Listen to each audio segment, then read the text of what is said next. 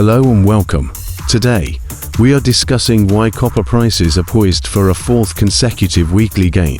Recent economic signals from the world's two largest economies, the United States and China, are showing positive trends. These signals indicate stronger industrial activity and increased demand for essential metals like copper. Analysts suggest that this positive momentum is driving copper prices higher as manufacturers and construction sectors ramp up production. This comes after weeks of steady gains in global copper markets. In the US, industrial production and manufacturing data hint at stability, while in China, recovery in construction and energy sectors is boosting demand for raw materials.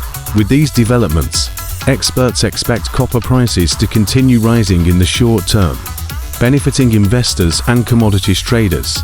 To summarize, the combination of strong economic signals from the US and China is keeping copper prices on an upward trajectory. Whether this trend will sustain depends on ongoing industrial demand and global economic stability.